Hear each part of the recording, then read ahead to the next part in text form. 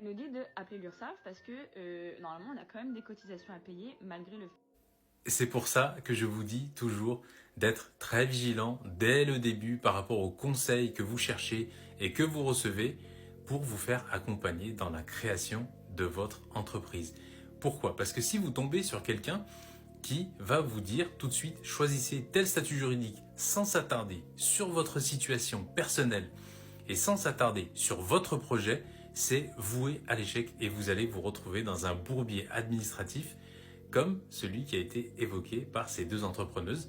On voit tout de suite, quand on les écoute, que la SARL, c'était pas du tout le projet qu'il leur fallait, ni le statut juridique.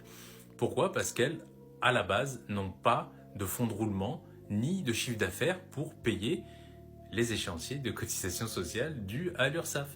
Donc, soyez vraiment vigilants dans ces démarches. Je sais que ça peut être un peu stressant au début quand on commence, mais n'hésitez pas à aller chercher des informations 2, 3 fois, 4 fois, voire 10 fois s'il le faut.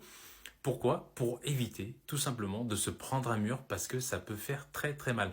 On voit beaucoup de témoignages comme ça où on a des personnes qui donc veulent se lancer et forcément on leur dit bah tiens lance-toi en SASU, lance-toi en SARL, tout va bien. Et là forcément quand on voit ce qu'on a à payer, ben, on se pose des questions et on se dit bah tiens j'aurais peut-être pas dû faire ça ou écouter ces conseils. Si vous avez des questions sur le lancement en micro-entreprise ou avec d'autres statuts juridiques, c'est un commentaire comme d'habitude, prenez soin de vous, bye bye.